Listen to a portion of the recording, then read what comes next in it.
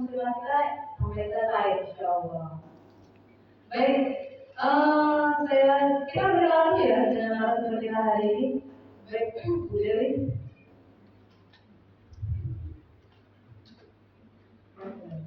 Kita kenalan dulu ya Bu. Oke. Silakan sudah kelihatan. Ya sedikit ya tentang narasumber kita. Beliau adalah seorang psikolog yang mendalami permasalahan anak, remaja, orang tua dan keluarga, bekerja secara profesional, ramah, peduli, disiplin, agamis dan semangat. Jadi saya keinginan Bu, keinginan Pak Grogi atau orang aslinya, Pak Salaman yang pertama. Alhamdulillah. Baik, agar bincang kita ini berjalan yang baik, setelah nanti mengenai sejarah kita selesai materi, kami persilakan kepada para peserta yang punya pertanyaan, terus yang mau menyampaikan curhatan, yang ingin kasih perasaan, boleh langsung ya ibu-ibu, boleh juga berbentuk tulisan, tidak usah menuliskan nama yang bersangkutan kalau butuhkan ya. Baik, untuk mengenai waktu, langsung saja saya persilakan kepada Indah Umi Khairiah dan psikolog untuk menyampaikan materi. A'udzubillahi minasyaitonir rajim. Bismillahirrahmanirrahim. Alhamdulillahirabbil alamin. Nahmaduhu wa nasta'inuhu wa nastaghfiruhu wa na'udzu billahi min shururi anfusina wa min sayyiati a'malina. May yahdihillahu fala mudilla lahu wa may yudlil fala hadiya lahu. Asyhadu an la ilaha illallah wa asyhadu anna Muhammadan abduhu wa rasuluh.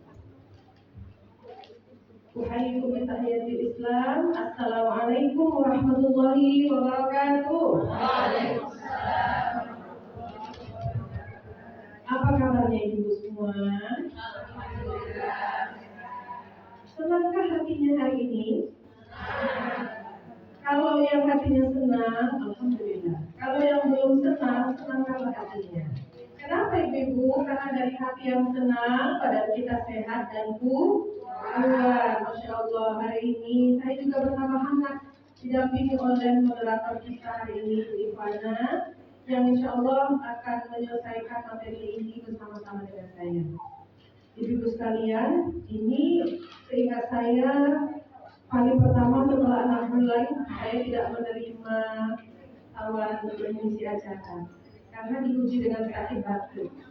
Jadi kalau misi yang kecil-kecil yang nggak terlalu banyak energi masih bisa dipromosikan diterima. Tapi ini KSN memberikan saya semangat untuk tampil di sini. Tepuk tangan untuk KSN.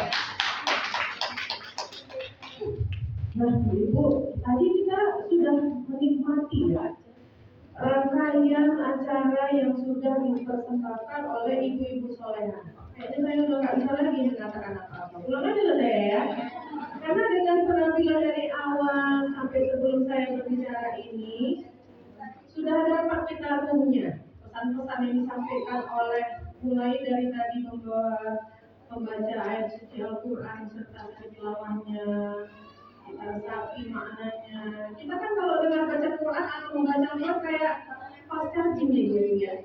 Langsung kayak HP lowbat, kena fast charging langsung full dia. Harus gitu ibu-ibu. Jadi kalau kita dengar bacaan Al-Quran, tidak sampai kita kayak ibu-ibu yang maaf nih, ada yang ngumpul-ngumpul, ada yang baca Quran, kita ngobrol, jangan. Jadi kalau hati kita udah bersatu dengan Al-Quran, ada kita dengar ayat Quran yang lagi dibacakan, kita mengatakan. Jadi kita pas charging tadi, gitu. Tambah lagi tadi dibacakan artinya, Masya Allah, luar biasa. Tambah lagi tadi ada sambutan dari Ketua KSN.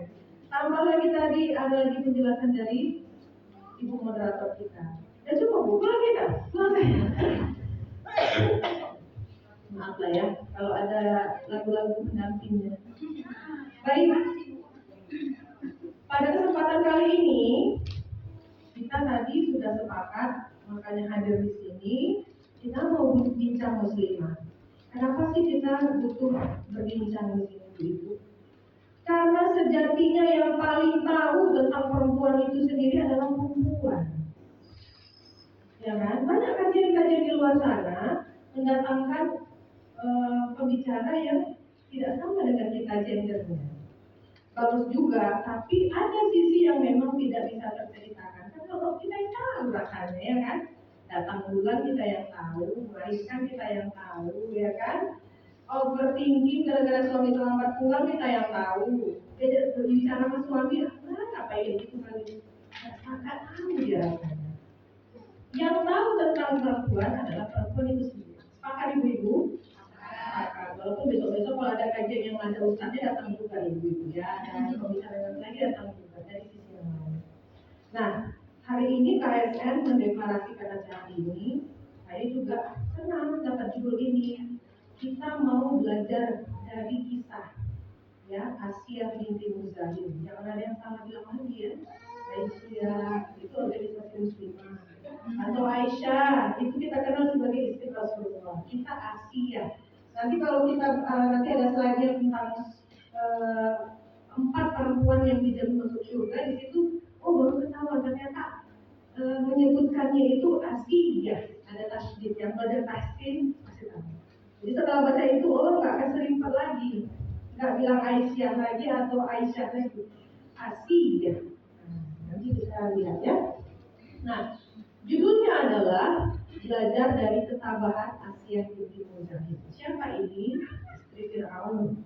Walaupun sebenarnya kalau di saya ini Bu sebelum bersedia atau ya tampil di sini saya baca beberapa referensi dari tulisan-tulisan yang menurut saya layak saya baca. Kemudian saya juga dengar dari Ustaz yang sudah famous ya di dalam dan luar negeri tentang siapa ini Asia gitu.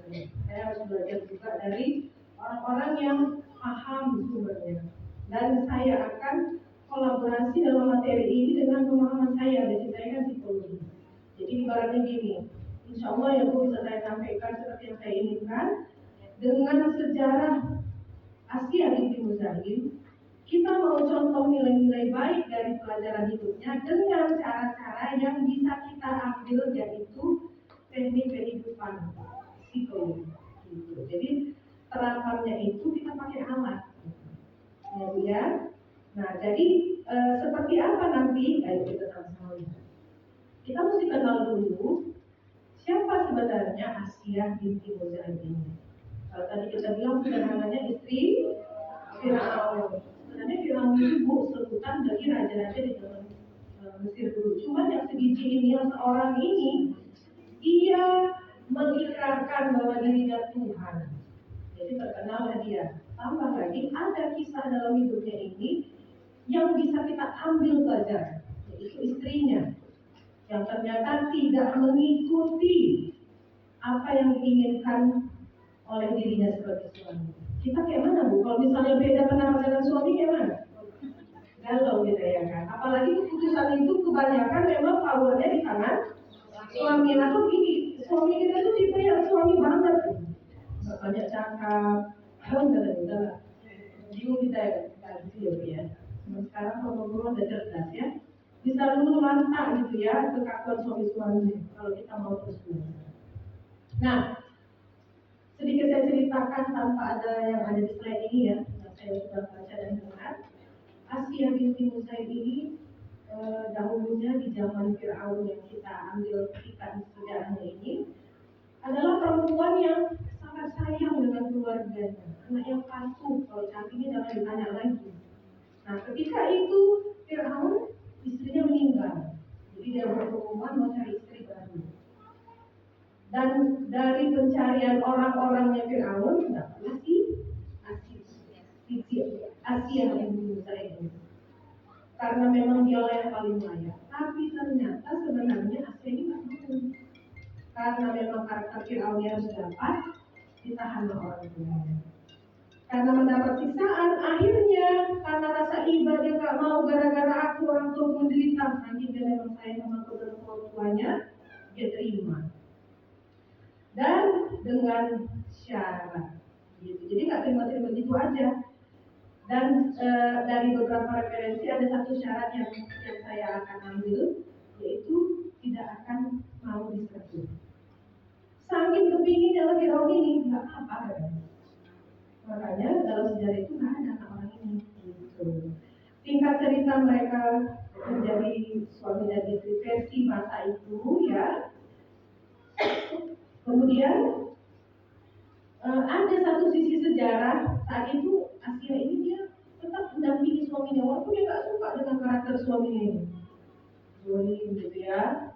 Nah, sampai ada satu ketika Nabi Musa dalam sejarah yang lebih panjang lagi ceritanya, masih bayi, dihanyutkan ibunya karena ada perintah bayi laki-laki yang lahir harus dihabisi nyawanya.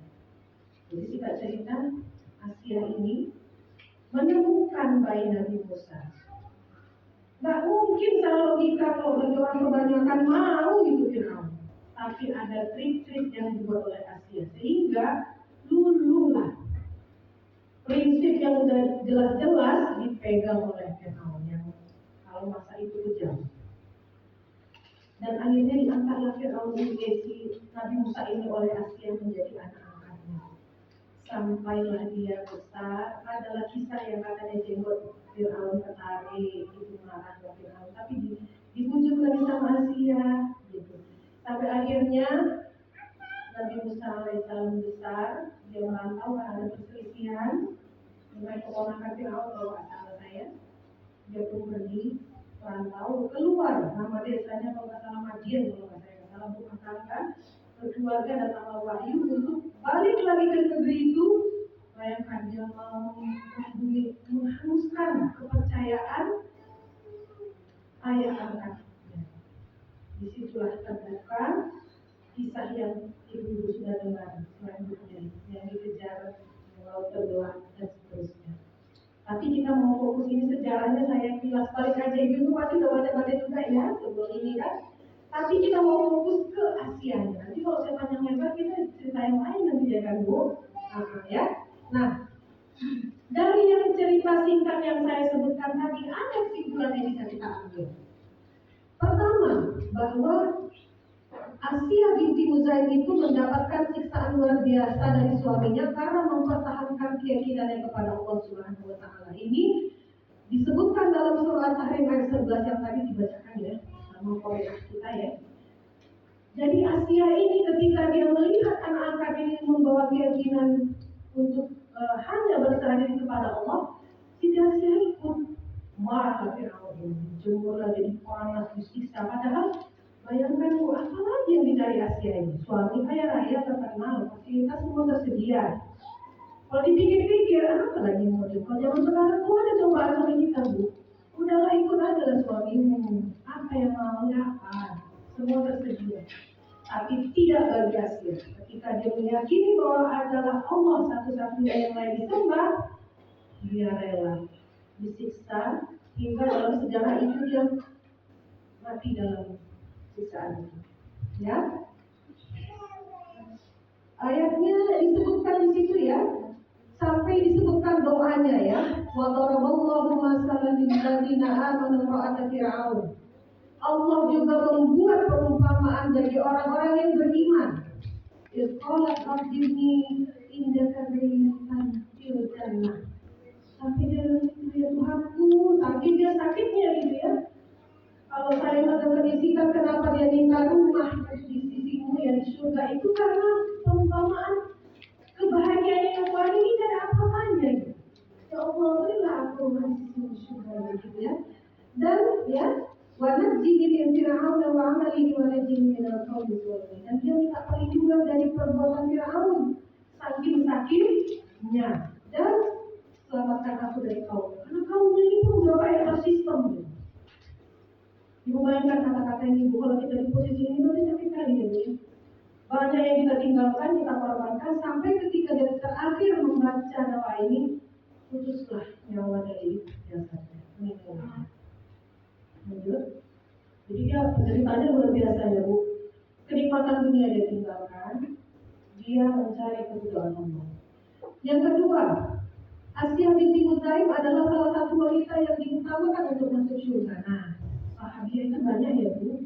Dia punya banyak, ya kan? Anak-anak istri Rasul itu ada beberapa, istri Rasul Sallallahu Alaihi Wasallam banyak Bu. Terus juga ada yang wanita yang utama pada masa-masanya, tapi dia termasuk dalam 4 orang dalam golongan perempuan yang dijamin masuk surga. Hadis riwayat Ahmad, Abdul Nisa'il Ahlil Jannah, Khadijah binti Khuwailid, wa Fatimah binti Muhammad. Nah ini dia, di sini dia ada tasjidnya Bu ya.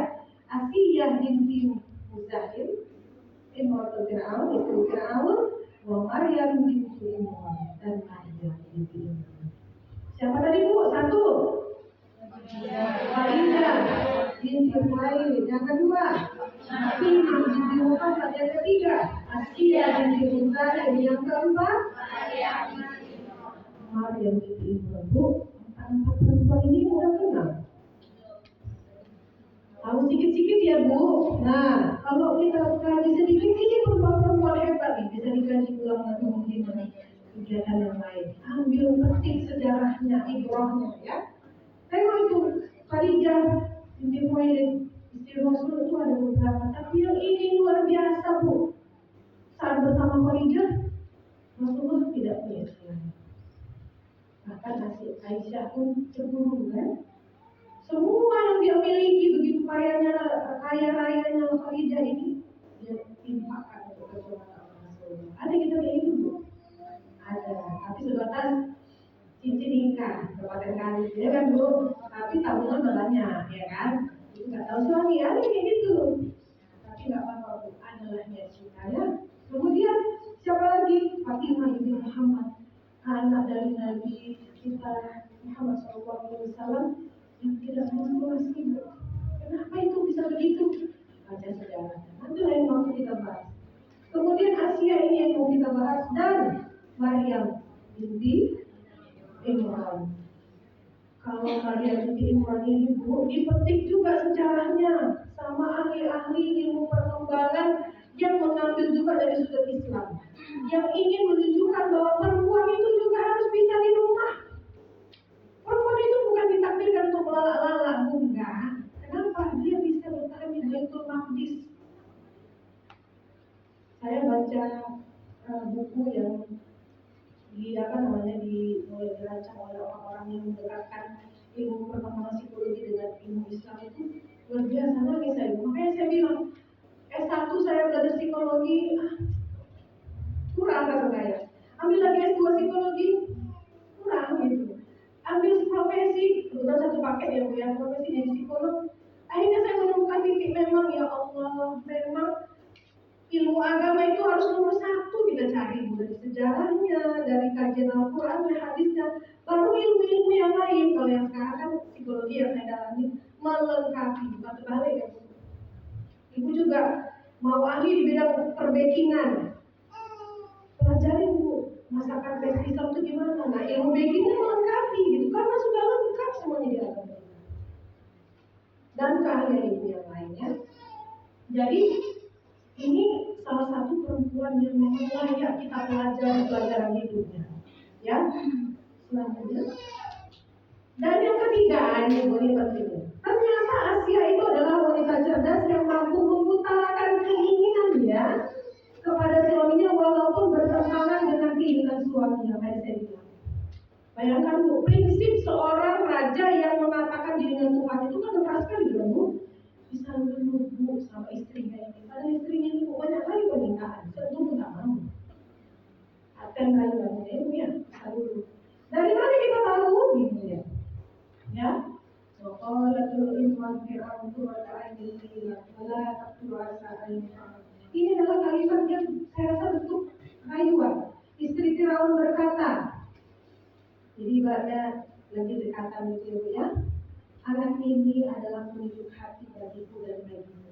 Merayu nih supaya bayi Musa ini jangan dihabisi, dan malah bukan sekedar gak dihabisi Bu, kalau gak dihabisi udah diasuh sama yang lain udah. Bahkan mau dijadikan anak. Nah, bayangkan itu kan. Memang kalau zaman sekarang ini melunjak itu yang berbeda ya. Udah dikasih A, minta B gitu. Dan mau bilangnya. Kemudian janganlah kamu membunuh. Kita bayangkan mungkin cara bilangnya jangan gitu ya kan. Dengan senyum terbaiknya ya kan. Ibu senyum. Senyum paling manis kayak mana? Jangan sama kawan-kawan aja sama suami. Oh nggak bisa, tiap kali belajar senyum Bu. Karena ternyata laki-laki sangat suka senyum. Sangat suka melihat senyum. Kemudian lanjut. Apa yang bisa kita simpulkan dari ketiga hal tadi. Satu, sepakat kita bahwa Asia binti Muzan banyak sekali ujian. Yang kedua, dia termasuk dari 4 perempuan yang layak atau dijamin masuk surga. Dan yang ketiga, dia itu cerdas hingga dia bisa meluluhkan hati suaminya yang luar biasa, sangat tidak menerima permintaan-permintaannya, tapi bisa dia kondisikan. Lalu kenapa kita harus membahas Asia? Gitu. Ibu sampai di sini tadi gimana ini? Udah aman di rumah? Karena aman. Masakan udah tersedia? Kalau enggak udah ini dari ya. Itu kalau udah siap dari tadi pagi kalian. Ya Bu ya, itulah wanita cerdas ya Bu ya. Kenapa? Ternyata Bu, kita ini seperti lingkaran yang gak selesai-selesai. Masalah yang tidak selesai. Parenting mudah. Wah, sering kali saya ikut parenting. Kemana-mana udah saya ikutin. Ya kan? Parenting A, B, C, D. Dan buku parenting beli juga. Ya kan? Tidak selesai-selesai. Suamiku ditarik-tarik, ikut gak ikut. Ada yang berhasil ikut, ada yang enggak. Tapi tetap masalah saya gak selesai-selesai. Kenapa Bu? Saya umpamakan begini. Kita perempuan kan identik dengan masakan ya Bu. Ibu mau masak donat. Ya kan? Dari sini ambil resep. Tengok YouTube ambil resep. Ini lagi yang kan Ramadan, kumpulin resep sampai segini buku resepnya. Tapi tak ibu coba-coba. Pas ibu buat, enak donat ibu. Lumayan. Bisa dapat seperti yang kita anggap paling enak rasanya. Saya rasa sulit. Kenapa Bu? Karena kita cuma ngumpulin resep, tapi prakteknya untuk memperbaiki skill kita tidak kita lakukan. Artinya Bu, ketika kita sudah punya resep-resep itu, kita siap nggak menjalankan resep itu? Skill kita asah nggak? Kita semua ilmu parenting kita udah kumpulin. Oh begini caranya, oh kalau ngomong sama anak begini, oh begini, berhadapan sama anak begini.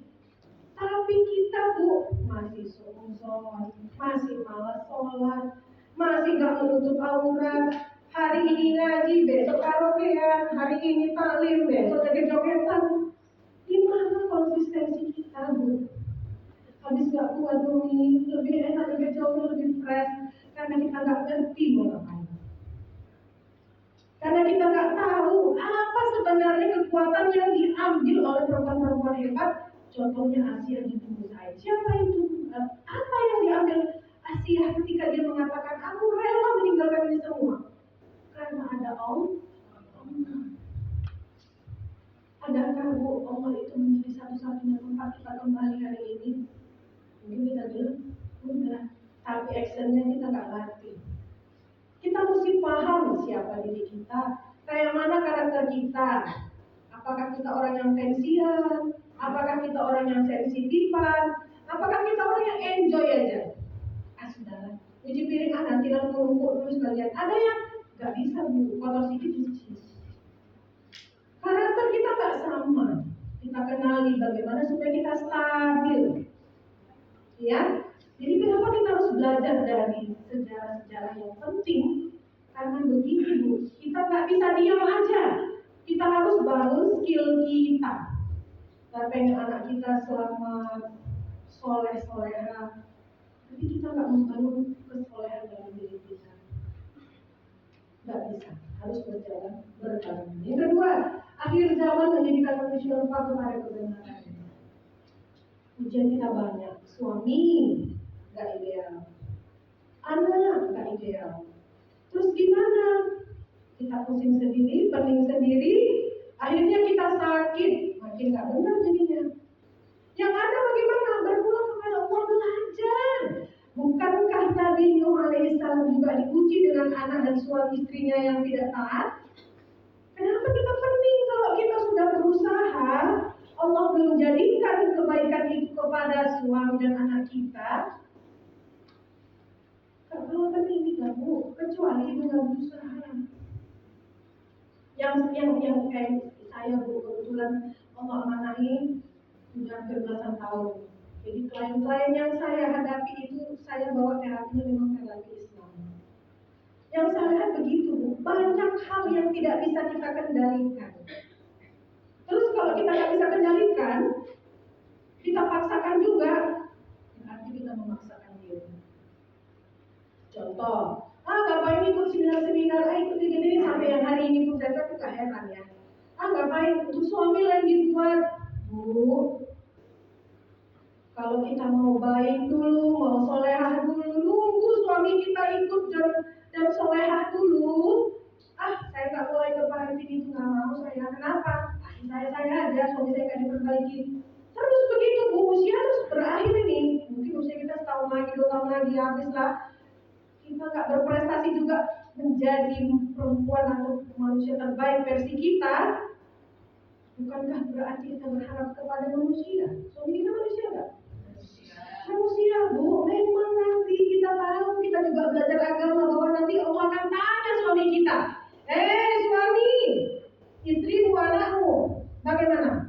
Bukan kita ditanya ya, Bu. Di bawahnya kan ditanya kan? Di bawah suami-suami kita kan? Ternyata dia nggak selamat. Terus ternyata kita sebagai istri lebih nggak selamat lagi. Kenapa, Bu? Bagaimanapun, walaupun suami kita nanti akan diminta pertanggungjawaban, tetap sebagai individu kita juga punya tanggung jawab di hadapan Allah. Kenapa? Karena kita kembali seorang diri.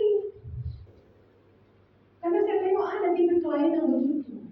Bahkan kita pun banyak yang udah solehah pun masih banyak yang berpikiran begitu. Ngapain jadi ibu yang baik? Suami aja biasa-biasa aja. Nggak mau dinasihatin. Bu, versi suami itu nggak sama dengan kita. Kita suka ikut seminar karena memang psikologis kita itu suka yang berkumpul, bercerita. Suami itu nggak begitu caranya. Kita kalau menunggu terus suami kita mesti gini, mesti jadi ayah yang hebat, baru kita jadi ibu yang hebat, nggak jadi ibu. Hebat kali tuh nanti suami kita, tahu juga dia sama seperti kita ilmu tadi, tapi anak kita juga tidak jadi anak yang siap, nggak boleh juga. Termasuk anak kita yang sudah hafiz dan hafizoh, mohon maaf, kita kalau nggak ngerti konsep anak kita menjadi seorang hafiz dan hafizoh itu salah juga, Bu. Yang masuk apa? Sekedar hafalan aja.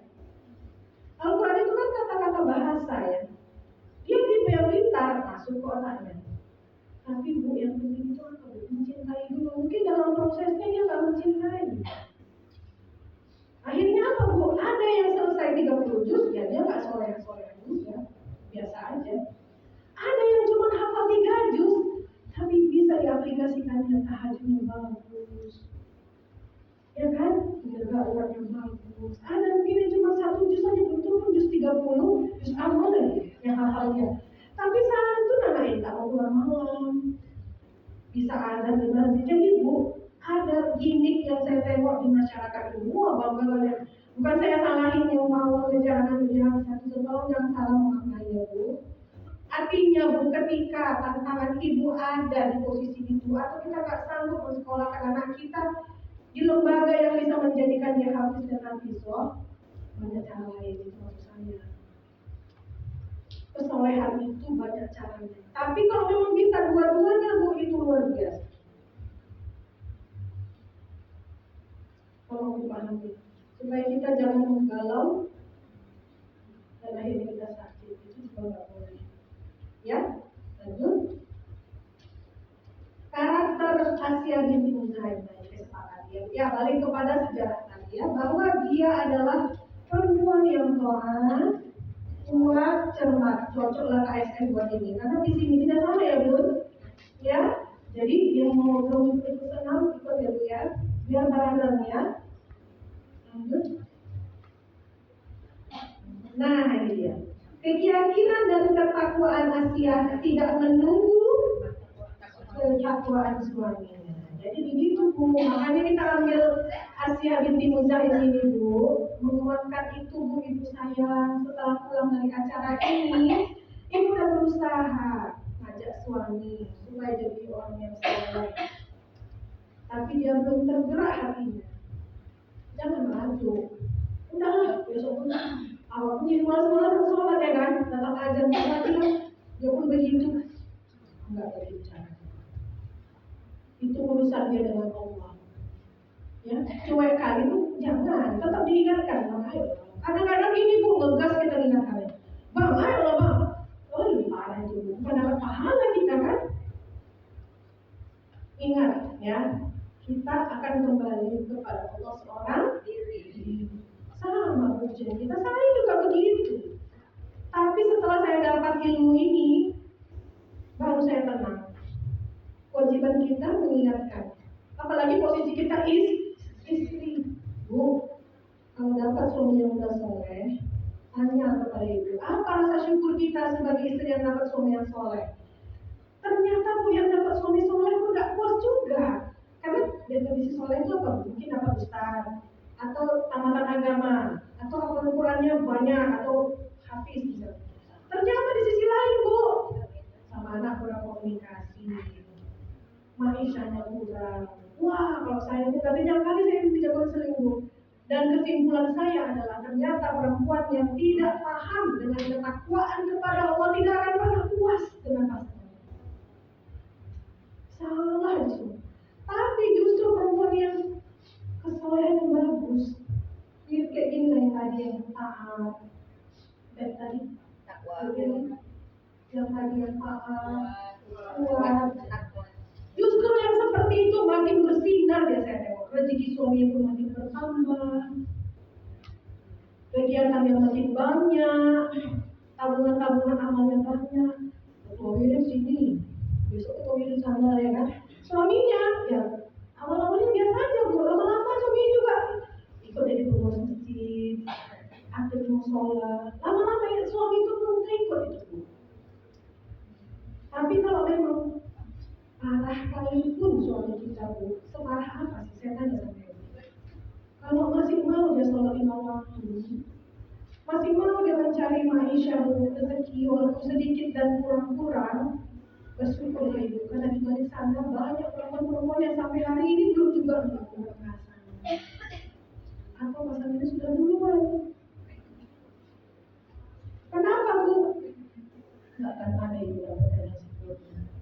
Itu yang saya rasakan dari meja konseling saya dengan perempuan-perempuan yang mengeluhkan. Ya Bu ya, saya ada klien jual bakwan, gorengan. Memang kelasnya kelas kantin. Bangun jam 3 pagi. Tiap hari dia begitu. Suaminya cuma bisa ngasih 200.000. Awalnya dia katanya stres. Tapi lama-lama karena dia ikut terus modal kehidupan dengan sabar, cerdas dan kuat, suaminya akhirnya terbuka dengan bisnis-bisnis yang dia buat juga, akhirnya menjualkan teman-teman. Terikut tuh, soleh sama-sama.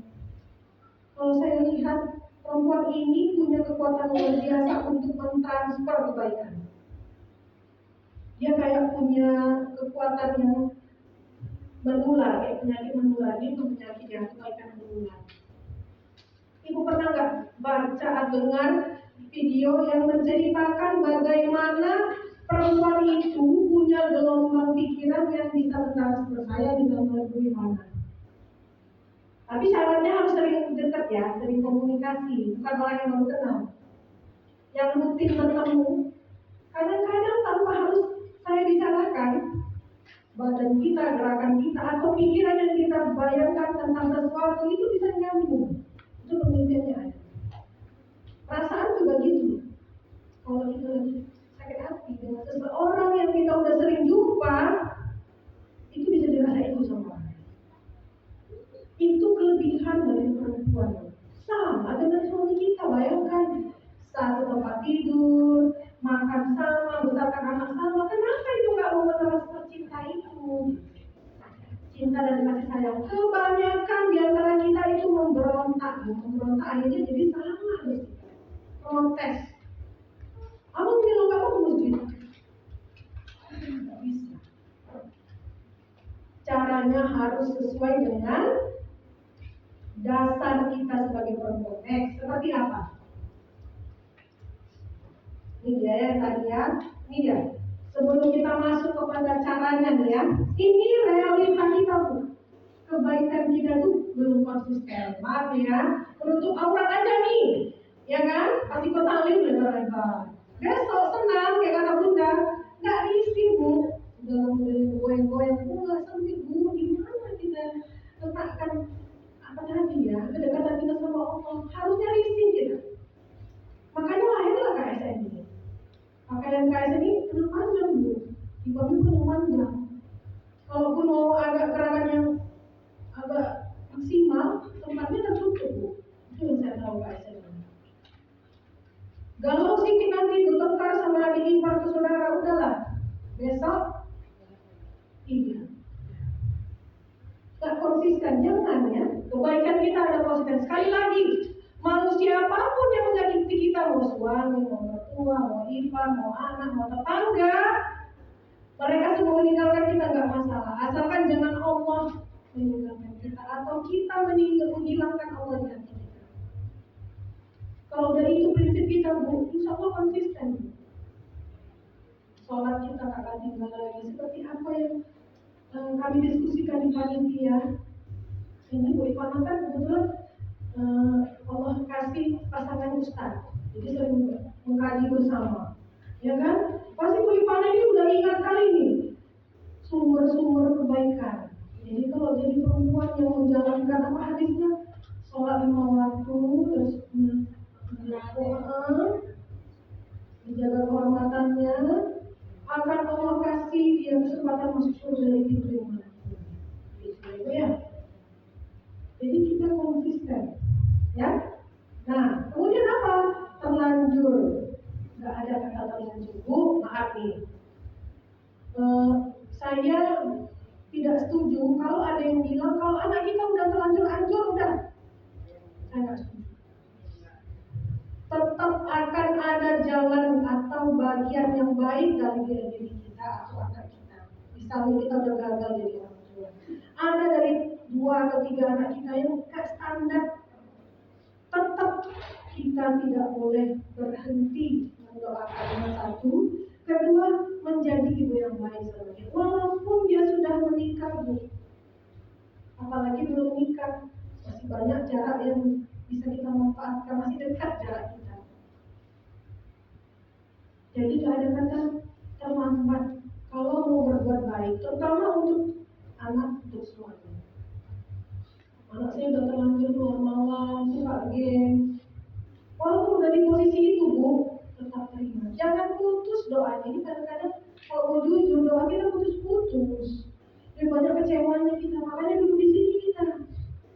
Ya Allah, Engkau yang memberikan anak ini, ya Allah, bantulah aku, kuatkan bauku, ya Allah. Pertama kita kuatkan bauku untuk terus berdoa kepadanya. Karena salah satu doa yang nggak akan ditolak Allah adalah doa ibu kepada anaknya. Tapi ternyata bu, untuk menjalankan janji yang sudah jelas itu pun kita nggak kuat, benar nggak? Karena untuk konsisten meminta kepada Allah itu ternyata godaannya banyak. Masuklah setan itu bilang, ngapain kalau ini? Tenang aja aku kasih. Kadang-kadang setan itu nggak dalam bentuk manusia, bu, pikiran kita sendiri. Alhamdulillah, apa ini? Anak bukan banyak. Apalagi memang anak kita itu masih berpotensi untuk kita didik. Ternyata bu, untuk menjalankan sesuatu yang sudah dijanjikan Allah saja pun kita berat. Karena memang setan itu nggak suka kita berjalan. Benar nggak? Kemudian reparative to repairing. Kalau kita singgung sedikit bu, kita nyenggol ke jadi perempuan muslimah ini kan, selalu masalah kita keluarga. Kita belajar terus, jangan lupa. Kalau kita mau memperbaiki pengasuhan kita, perbaiki juga diri kita. Ini sebenarnya judul buku saya yang belum saya akan membelinya. Kemudian perempuan itu best actress, jadi dia tuh pandai kali acting, ya kan? Padahal di rumah, melawan kan sama suaminya, kamu nggak, sesuai anaknya. Sama anak kita di rumah, saya tahunya karena anaknya konseling sama saya. Di meja konseling, anaknya, semua saya yang tahu, begini, apa kebutuhannya, sholat saya bimbing, berapa? dengan Bu ya. Pas berdua sama saya konseling, mamanya sholat nggak? Mama sama papa sering ngajak bareng nggak? Nggak sering berantem ini. Karena kita lebih mementingkan image kita di depan orang-orang, apakah teman kerja, apakah teman gaji, tapi kita nggak berusaha keras memperbaiki aslinya. Jangan, kalau kita memang berlemah lembut kepada kita semuanya. Lemah lembut, bukan lembut lemah ya, itu beda. Kalau lemah lembut itu kuat, tapi kalau lembut lemah itu meletoy, itulah yang nggak konsisten, itu nggak boleh. Ya, lemah lembut itu kuat, tapi kalau lembut lemah itulah yang bisa diakal-akali anaknya, dibohongi suaminya. Ya, sabar itu bukan sama dengan tidak sama dengan dibohongi, diakali enggak. Sabar itu bukan berarti diam aja ditindas, enggak. Sabar itu kita tetap dalam proses kebaikan dan tidak menyakiti orang lain. Ya, jadi jangan salah ya kata-kata lemah lembut. Jangan sampai terbalik jadi lembut lemah. Cara pandang ya. Ini juga kadang-kadang Bu, mohon maaf nih. Kita kadang-kadang saling menjatuhkan. Perempuan nggak bisa baik sendiri Bu. Kayak hari ini makanya kita buat ini bukan menang. Mohon maaf nih, mungkin hari ini ada kos yang Ibu keluarkan. Ya Bu ya. Kadang-kadang membangun image untuk mengeluarkan segitu tuh nggak mau, padahal nanti beli baju sampai ratusan ribu mau. Ini saya bangun, padahal yang hari ini kita datang kemari Bu, inilah yang akan mengayakan kita. Kenapa? Kita bisa makan cari uang. Inilah yang menyelamatkan hidup kita di dunia. Kenapa? Kita jadi pribadi yang lebih positif. Ini juga yang akan menyelamatkan kita di akhirat. Kenapa? Ibadah kita lebih bagus. Kalau orang yang paham Bu, wah, jual rumah mau ya. Makanya kalau bisa kita konsisten Bu, tepuk tangan buat panitia. Luar biasa. Kasih tepuk tangan buat panitia. Pulang malam anak yang ditinggal hari Minggu untuk 4 jam. Bukan me time lagi di panitia, we time. Karena mereka nggak mau Bu di surga sendiri. Mereka mau bersama Ibu. Kita jadi perempuan nggak bisa sendiri Bu, bareng-bareng kita solehahnya Bu. Makanya ini dia. Jangan sampai kita jadi perempuan yang ketika ada teman kita nih, cakapnya kasar, masih nyeletuk, terus kita atau anak dan teman kita, nggak pakai mati untuk makan, ini udah soleh. Kita nggak tahu apa yang sudah dia perjuangkan. Makanya kita berhenti melihat orang itu seperti semut di seberang lautan nampak gajah. Iya. Kenapa ini saya naikkan di slide? Karena saya tengok ada pula karakter begitu. Merasa kayak nggak boleh hebat kali kita ini. Akhirnya menjatuhkan amalan-amalan dan kebaikan kita. Itu penyakit perempuan. Gampang menilai. Karena pakai rasa. Jangan Bu, kita saling membantu. Kalau nggak bisa kita bantu, jangan kita judge. Kalau bisa kita bantu,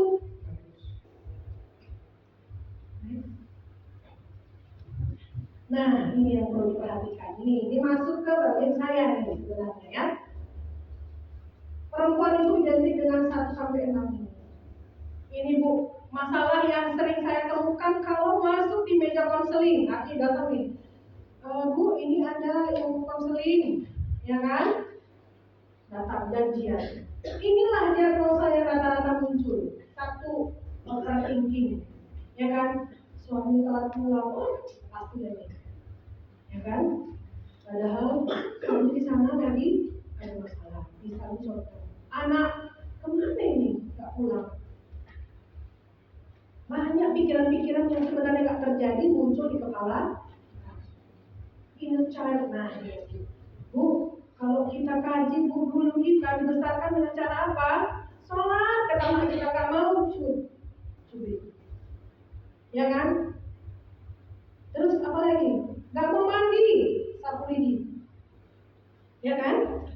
Itu akan membekas dalam diri kita. Tanpa kita sadari, kita akan mentransfernya ke anak kita. Belum lagi kalau memang kita hidup di keluarga yang kurang bagus juga. Mungkin orang tua yang suka mukul emak kita, atau kita pernah dikurung di kamar mandi. Itu masuk jadi pribadi yang tersembunyi. Inner child sifat ini biasanya muncul kalau kita dalam kondisi tertekan. Uang belanja kurang, suami nggak peduli, anak tertinggal juga, muncul lagi. Hilang semua ilmu kita. Ya kan? Lanjut depresi, nutup diri. Akhirnya apa? Gak mau wirid, gak mau pengajian, gak mau ikut acara. Itu bentuk-bentuk menutup diri yang mengelegankan sikap kita. Padahal sama itu menutup diri. Gak tahu kita jadi menyelesaikan masalah. Kenapa? Kita gak menemukan cara berpikir kita. Overconfident ini juga nih. Hati-hati ibu-ibu, zaman sekarang bukan anak aja yang perlu kita jaga sama pergaulannya. Mama pun banyak sama pergaulan. Tengok yang viral itu video itu. Gayanya mama kali kan, tampangnya. Tapi dengan bangganya menunjukkan gaya dan penampilan. Kalau sempat kita juga yang ikut menikmati. Kan cuma sedang lucu-lucuan nih. Agama kita mengajarkan lucu-lucuan itu nggak boleh merusak martabat kita. Itu nggak cocok seperti itu. Apalagi sama pergaulan yang lain, pinjol. Berteman dengan teman yang pinjol juga, bunganya nggak bisa terbayar. Berteman lagi dengan teman yang hedon tuh gimana bu? Gaya, nggak apa-apa ngutang dulu. Sekarang lagi bu belanja bisa apa namanya PO, pandai pula yang penjual ini ya kan.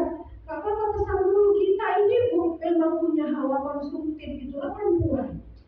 Hati-hati bergaul bu, kalau gak banyak-banyak bergaul sama teman-teman yang soleha, habis bu belanja suami. Mending kalau kita memang punya penghasilan, gak apa-apa. Kita senangi diri kita dengan kebutuhan ya, bukan dengan membazir juga. Ini udah pas-pasan bu, mengutang sana mengutang sini. Agak mungkin terjadi pada kita. Apalagi kalau sudah suntuk, masalah anak banyak, ya kan? Suami nggak ngerti menyayangi kita, udah. Gak tahu kita kemana ilmu yang kita dapat itu. Keluarlah untuk asli kita. Kemudian apa? Stres, anxiety disorder. Memang ada orang yang kayak ini? Belum ada. Untuk sederhananya panikan. Ditelepon dari sekolah anak. Bu, saya guru BK-nya ibu nih atau wali kelasnya ibu datang ke sekolah ya. Ada bu, ini anak saya kenapa? Ibu datang aja ke sekolah. Wih, malam nggak bisa tidur.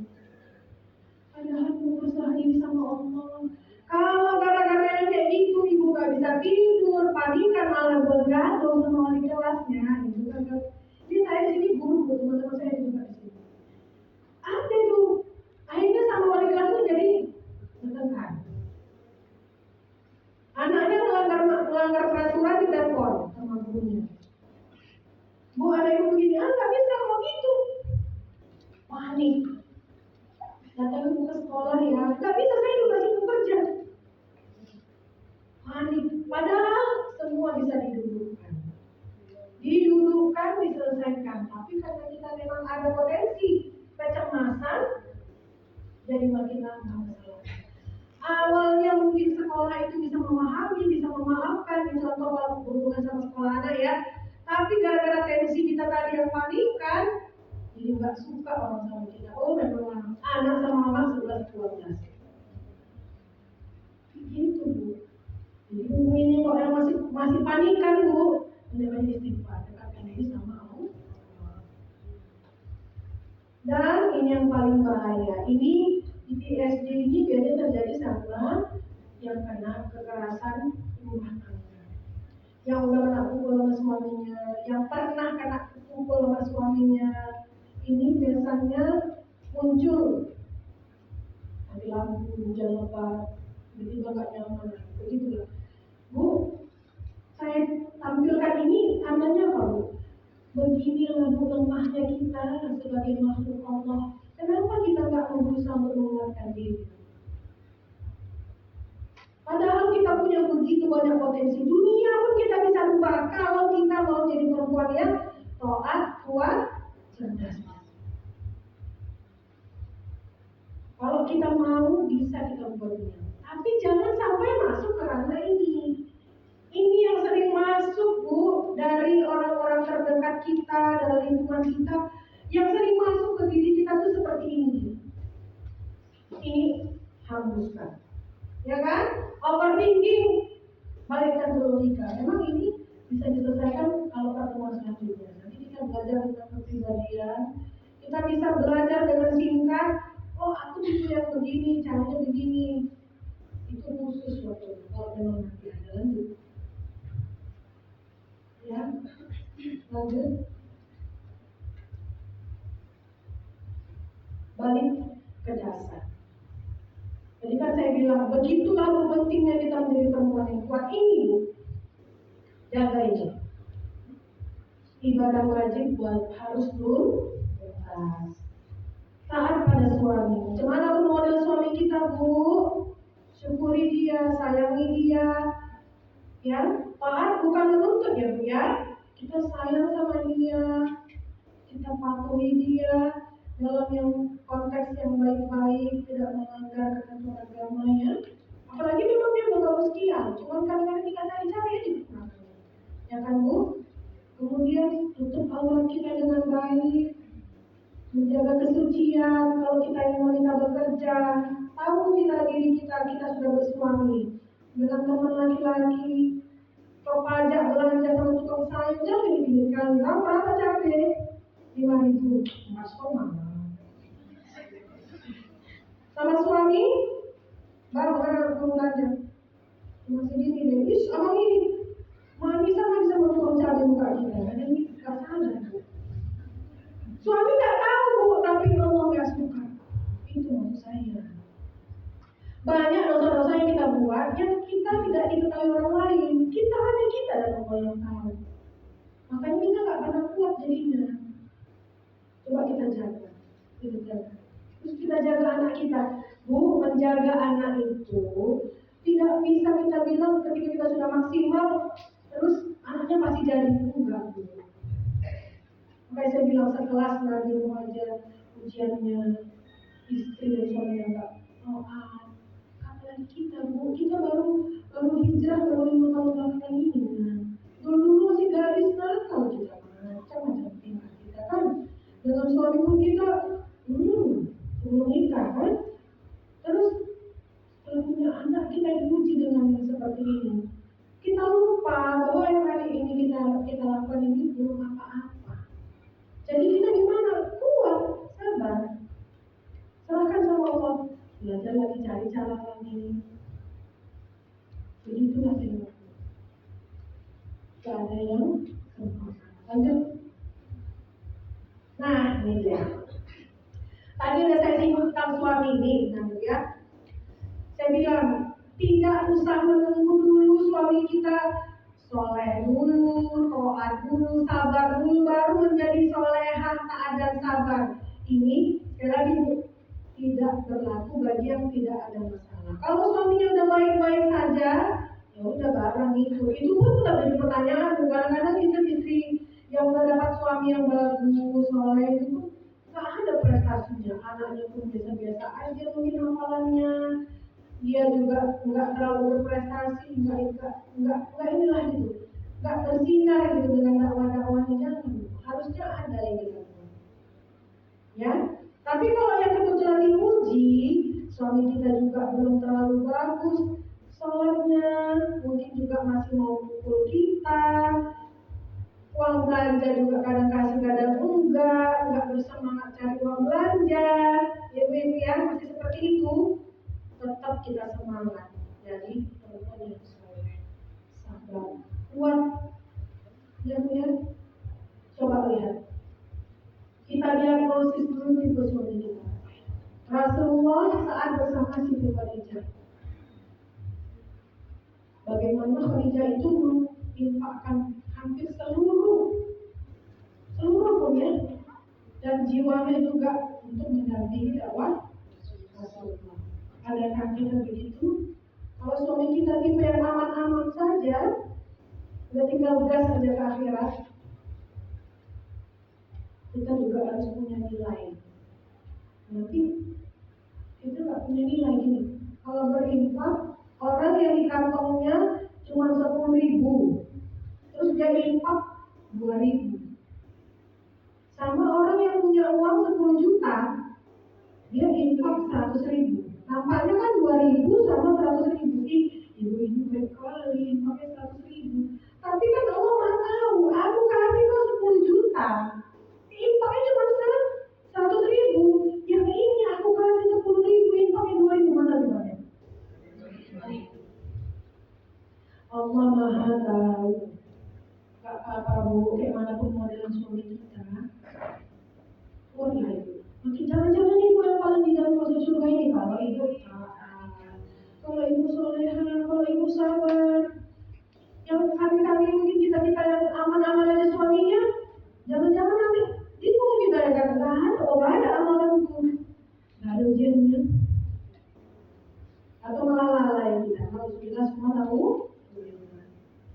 Nih, Rasulullah saat bersama Siti Aisyah, ya, baca Bu bagaimana Siti Aisyah ini belajar banyak dari suaminya.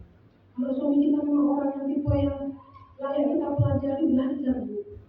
Suami kita ustaz, kita belajar, kita dakwakan lagi kepada perempuan yang kita dekati, ke keluarga kita, ke anak kita, itu. Ali bin Abi Thalib dengan Siti Fatimah, hidup orang ini lepas sekali Bu. Susah Bu. Ali bin Abi Thalib ini pelamar yang diterima justru dari saingan-saingannya yang kaya-kaya. Itu baca itu. Kan Utsman bin Affan kan juga melamar Siti Aisyah. Kan ada sejarah orang ini Fatimah. Nah, mencintai dalam diam. Siti Fatimah ini sama Ali ini kan sepupuan ya. Nah, jadi maksud saya menjaga kesucian itu penting untuk mempertahankan kehidupan yang dipuji. Walaupun ada potensi untuk bareng-bareng, tapi dia nggak mau. Itu jadi modal, jadi kekuatan untuk menghadapi kehidupan yang penuh dengan ujian. Lanjut, Fir'aun, Siti Asyah, Zainab binti Muhammad ini Bu. Ibu pernah nggak ini Bu baca sejarah ini? Zainab binti Muhammad ini anak Nabi Muhammad SAW dengan Abul Ash ini beda keyakinan. Seru ceritanya. Saya punya klien juga gitu, beda keyakinan. Tapi dicarinya pula saya yang mau jadi psikologi untuk konseling. Nah begitulah ya. Silakan itu mencari lagi. Nanti nggak siap nih kita sesi konsultasinya ada ya bagaimana ya. Lanjut. Nah ini dia. Bu, yang membedakan kita sama laki-laki apa Bu? Sekarang ini Bu, semua pekerjaan laki-laki bisa kita buat. Jadi kalau di video itu tukang bangunan ada, super driver, ojol, semua bisa kita buat. Apa yang membedakan kita sama laki-laki? Rahim. Ada nggak rahim lagi pada laki-laki? Nggak ada. Pernah nggak ibu berpikir apa sebenarnya makna Allah menitipkan rahim ini sama saya? Wajib Bu, kita mempertahankan ini. Jangan sampai karakter ini hilang dalam diri kita. Bahaya Bu, nanti jadi ganti gender pula. Rahim itu bentuk sikap dan fungsinya melindungi, lembut, nyaman, kuat. Jadi kita memang lindungi. Yang berdekatan sama kita itu merasa nyaman. Ya, anak maksudnya ya, bukan yang dilarang Allah ya, teman-teman kerja yang enggak begitu ya. Sesama perempuan, sesama muslimah. Lembut, nah ini ya Bu, kalau ada yang bilang, aku mau bakat cakap pasar. Kalau ada yang masih cara berbicaranya orang bilang, orang rasakan ataupun kita mengerti masih kasar dan kita perempuan, berlatihlah. Nggak cocok. Apalagi kita muslimah, kalau di luar dari kita terserah, jangan. Itu nggak menunjukkan identitas kita. Bertutur kata lembut bukan lemah ya, beda. Lembut. Iya, baik, terima kasih. Orang malah segan kalau begitu. Jangan kereta api misalnya. Semua ya. Sampaikan dengan baik. orang paham kita nyaman. Nyaman ya juga. Orang dekat sama kita nyaman. Kalau dalam psikologi itu ada namanya pribadi kotak-kotak.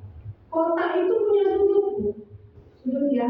Sudut itu kalau nyenggol sakit. Jadi kita jangan sampai jadi pribadi sama ini gaduh, sama ini gaduh, sama jangan. Satu gang itu ada 5 rumah tangga, 3 kita gaduhin. Jangan. Tobat, Bu, tobat. Kalaupun, memang udah parah kali orang yang ini, nggak tahu kita nggak suka menghindar. Agama ini kita sudah bilang kan? Tapi jangan kita paksakan. Akhirnya kita jadi apalagi sama ini nggak kawan, sama ini nggak kawan, sama ini nggak kawan. Itu kalau udah begitu, Bu, lebih dari 1 orang atau 2 orang di satu tempat atau komunitas, itu berarti kita yang memang sampai. Apa sih Bu yang dicari? Kan kalau kita lakukan nggak cocok kita mundur. Sakit kali hati kita, sholat kita. Hektik kali memang udah parah kali memang ini orangnya dan begitu kan. Ketemu sama kita ya kan. Dia memang tukang gaduh. Ya ingat sampai hari ini. Jangan terpancing. Ya. Biasanya orang yang terpancing itu tipe-tipe yang aktif juga ya kan. Vokal, ya kan, berani juga. Berani itu kan nggak mesti apa. Nah gitu kan Bu. Berani bisa gini. Itu beraninya perempuan soleh itu. Berani itu nggak mesti apa. Nggak mesti gitu, nggak cocok. Saya tuh kayak gitu. Masa sekolah, ya. Tapi agama Islam ini merubah kita jadi lebih bagus, ya kan? Kuat rahimnya. Rahim itu kuat, Bu. Kuat. Walaupun di dalam ini punya lembek, tapi dia bisa melahirkan. Kalau di Palestina itu 11 anak, 15 anak, luar biasa. Kuat. Jadi kita jangan meruntuhkan nilai-nilai rahim itu dalam karakter di kehidupan kita. Apapun yang pertama, jadi siapapun yang datang sama kita merasakan itu, ya. Kemudian, terutama sama suami Bu, walaupun dia berkata-kata sama suami Bu, walaupun dia menyakiti, ya. Mudah-mudahan dengan begitu dia pun jadi memperbaiki diri. Apalagi nyaman, ya kan? Apalagi kuat. Lanjut. Ini dia. Masalah umum perempuan apa? Jodoh lama, ada jodoh hilang, ya kan? Allah panggil. Kita seperti kehilangan kekuatan. Kalau hari ini masih ada begitu jangan. Bergantunglah hanya kepada Allah. Ada pun suami kita. Kadang-kadang kita berjuang sendiri. Benar nggak? Iya. Yang ada suami hari ini banyak sakit hatinya. Benar nggak? Ini kalau kita bilang apa yang kita sedih-sedih gitu? Ada cara berlogikanya begitu. Artinya kita bisa mencari kekuatan dari pemikiran-pemikiran sederhana. Jangan overthinking. Suami mendua ini kayak mana ya Bu ya? Emang boleh dua ya kan? Boleh, tapi lihat caranya. Ya, kalau cocok kita rasa, kita dukung. Nggak cocok, kita tinggalkan. Kalau prinsipnya begitu. Kalau kita rasa caranya itu bagus, mampu dia, sayang dia sama kita, ya kan? Butuh juga dia memang. Apalagi Bu, berbahagia kita. Kalau nggak cocok, lanjut kekerasan. Ada Bu, yang hadir di sini pun ada Bu yang udah sampai ke saya kabarnya. Pukul suaminya, ya kan? Saya pernah dapat klien yang dia tuh nggak sanggup lagi dia dengan kekerasan rumah tangga itu dengan suaminya. Datang ke saya, ke meja saya, yang saya tanya pertama apa Bu? Ibu di sini buat keterangan alasan konsultasi karena sering dapat kekerasan rumah tangga. Benar Bu? Benar. Terus Ibu mau konsultasi sama saya? Iya benar. Saya tanya dulu sama Ibu biar kita satu arah. Pertanyaan saya Bu, kalau lagi konseling itu begini. Termasuk yang mau dan Yang tadi dulu ya, yang keras rumah tangga, saya tanya, ibu mau konsultasi sama saya karena ibu punya suami ya. Tujuan ibu kemari minta dikuatkan supaya bertahan dengan suami yang suka mukul, atau minta dikuatkan untuk berpisah dengan suami yang suka mukul karena masih galau karena bercerai itu Allah benci. Amin, ulang ya. Dia datang ke saya karena selingkuh suami. Sebelum panjang lebar cerita, seorang psikolog itu yang menjaga tim mapping perjalanan konseling itu akan nanya, kemana anak ini? Gitu kayak saya kan, mau narik kemana nih? Mau konsultasi yang ujungnya untuk bertahan dengan suami yang suka mukul, atau konsultasi untuk bisa berpisah dengan suami tanpa rasa bersalah karena mungkin ada pemikiran perceraian itu ditujukan. Beda Bu konsultasinya. Kalau memang dia bilang saya mau konseling supaya saya bertahan dengan suami seperti itu karena saya masih cinta, ya udah saya bantu, saya kuatkan, saya tanya apa kelebihan suaminya, apa yang dia inginkan. Terus kami bahas lagi gimana caranya supaya suaminya mengurangi, memukul sampai tidak memukul gitu Bu. Tapi kalau dia bilang nggak tahan lagi, saya mau konsultasi karena saya mau berpisah sama suami saya, tapi saya masih guilty feeling, masih rasa bersalah, takut berdosa. Saya bantu. Bahwa dalam agama itu boleh, kalau udah disiksa, udah menzalimi diri kita, itu dibantu. Gitu Bu. Yang mau apa? Sampai juga yang lainnya datang ke saya, datang bingung, mau berpisah apa tidak dengan suaminya. Dia katanya udah stres, udah depresi. Saya tanya, tujuan konselingnya apa? Apakah saya mau menguatkan ibu untuk bercerai dengan suami, atau saya mau meluruskan ibu supaya balik dengan suami? Bu, konsultasi itu Bu, bukan ibu membantu psikolog, dokter, coach untuk menyelesaikan masalah ibu, no. Itu kalau diluruskan. Mau ibu bayar mahal kayak manapun, kalau ibu berpikiran begitu, gak akan pernah ibu berhasil. Konsultasi apapun, mau itu konsultasi psikologis, mau itu konsultasi bangun rumah, mau konsultasi keuangan, ketika ibu minta pendapat orang-orang yang profesional itu adalah membangun diri ibu untuk mampu menyelesaikan masalah. Justru kalau ada konselor, psikolog, dokter, psikiater, coach atau trainer yang malah membuat ibu tergantung sama dia, berarti konseling nggak berhasil. Ibu datang nih ke psikolog atau psikiater, ada keluarga saya yang begini, atau anak saya begini. Ibu yang dikuatkan untuk menyelesaikannya. Kalau psikolognya yang datang lagi balik, bagaimana ibu mau lagi psikolog? Dan kita yang dibangun persepsinya, kita yang diajari cara dan teknik menyelesaikan masalah. Jadi kalau ada yang konsultasi, anak saya begini, kayak mana saya menyelesaikan masalah? Kayak mana caranya, tolong bantu saya. Itu ibu yang sebenarnya dibawakan. Ibu nanti yang bersikap, walaupun ada di luar negeri yang konselor keluarga itu yang datang ke rumahnya, nengi ya, nengi itu. Karena kadang kita nggak bisa jujur di meja konseling.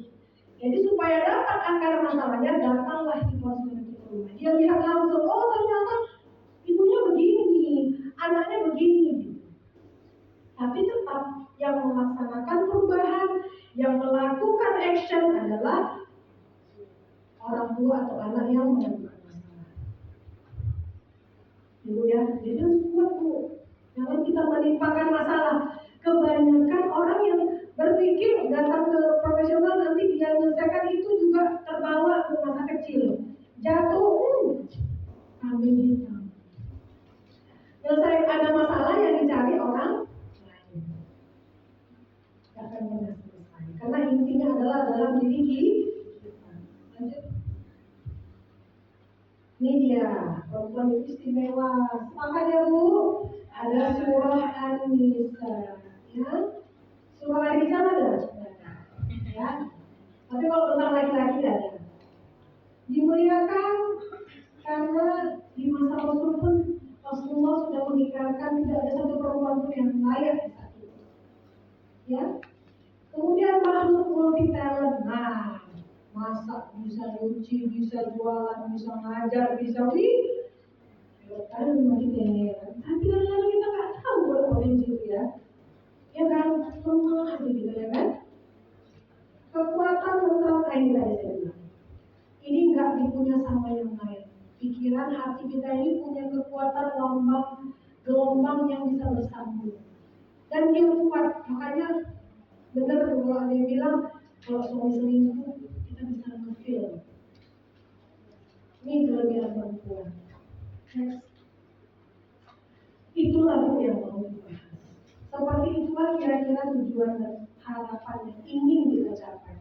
Dengan belajar sejarah tentang Asia binti Muzahir, kita lahir juga jadi perempuan-perempuan yang kuat, positif berpikir, bersyukur, mampu melihat segala sisi yang ada dalam diri kita. Walaupun ada yang hilang di sekitar kita, kita mampu melihat kelebihan-kelebihan yang masih ada. Masih ada rumah, masih ada penghasilan, dan seterusnya.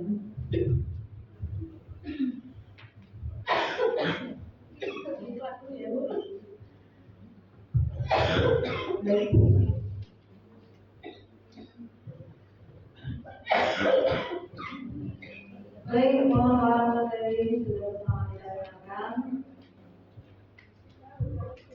Dari belajar tentang ini kita belajar bahwa bila Allah adalah Subhanahu kita. Kita bisa kuat karena kita taat, kita dekat kepada Allah yang Maha Kuat, kita berada pada yang tepat, sudah dapat ilmu, jadikan bermanfaat, selain biasa. Insyaallah. Baik, kami undang ibu-ibu saudara semua untuk tanya ya di sesi pertama ini. Ada yang ingin bertanya langsung atau kita tulis saja? Jawab sambil nama ya kalau tidak ada panitia yang makan. Oke, akan ada. Kita beri waktu 5 menit ya. Lagi, yang diambil. Ya silakan Bu. Yang sudah punya pertanyaan, silakan. Aku bertanya, Allah kau di mana? Dia pun berkata, aku dekat saja. Allah mendengar kata yang ku berbuat. Dia pernah berdoa, hamba-Nya yang meminta. Setiap langkah yang ku tempuh hanya tuju padanya. Sebab bila bukan karenanya, semua akan sia-sia. Bila ku luruskan niatku, Allah akan selamatkanku. Ku tanamkan dalam hatiku, Allah dekat selalu.